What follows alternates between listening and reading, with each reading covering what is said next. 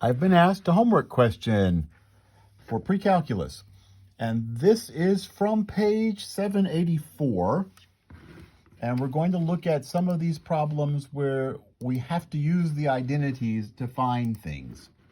Let me pull up the textbook here and make sure I've got it right. Look back over here. Okay, so the first problem, well, they're all the same. We're supposed to use the identities to find the sine of 2 theta, the cosine of 2 theta, the tangent of 2 theta, the sine of theta over 2, the cosine of theta over 2, and the tangent of theta over 2, given certain things about the angles. Now, I want to remind you,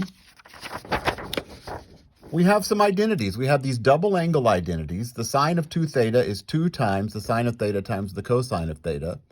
The cosine of 2 theta has some values. And we have these half angle identities also. Where'd they go? There they are. So it looks like I need the sine and the cosine of theta here to find the sine of 2 theta. All I'm given is the sine of theta. Well, I also know where theta lives. This tells me theta lives between 3 pi over 2 and 2 pi. On the unit circle,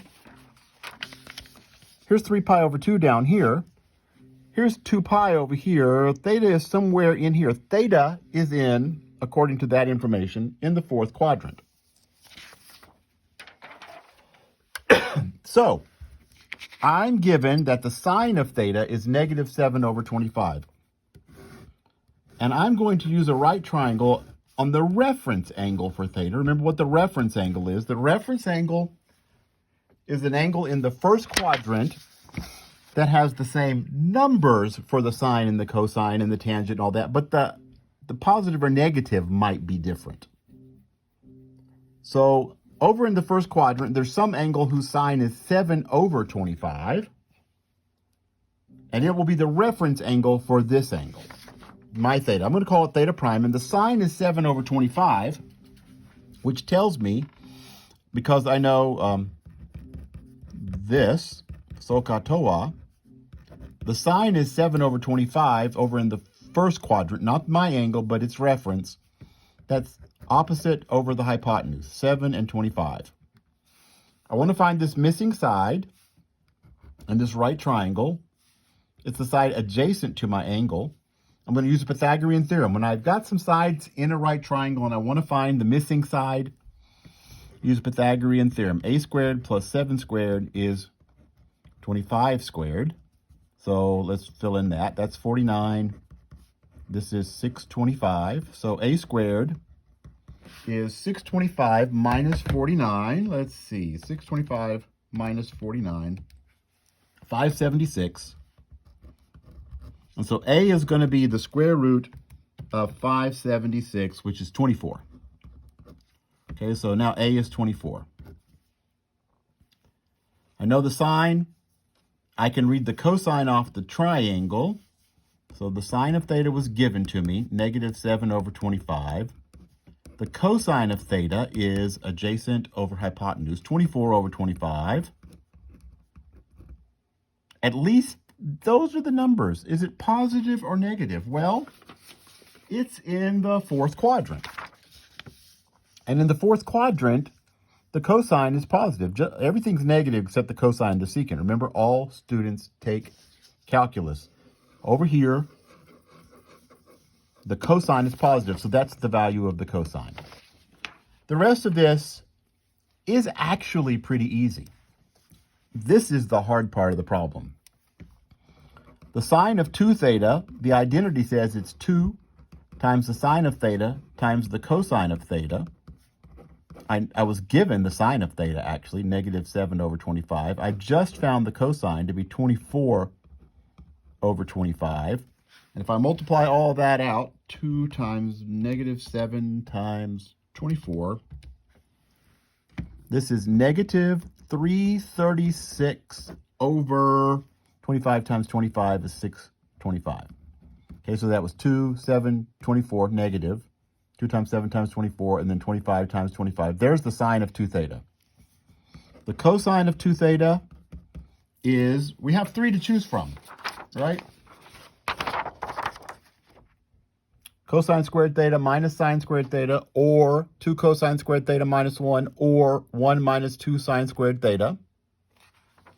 Let's just use cosine squared theta minus sine squared theta. In this case, the cosine is 24 over 25. 24 over 25 squared minus sine squared, 7 over 25, negative 7 over 25 squared. And that is 576 over 625. That's this number times itself, minus that number times itself is 49 over 625. Telling me that this is 576 minus 49, 527 over 625. Now, let me make sure I did all that arithmetic correctly. And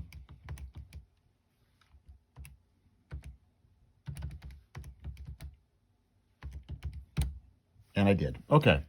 So now I have the sine of 2 theta. I have the cosine of 2 theta. Whatever this angle is, if I double that angle, those are the sine and the cosine. The tangent, yes, there is an identity. But what I'm going to do is I just know this, the tangent of 2 theta is the sine of 2 theta over the cosine of 2 theta.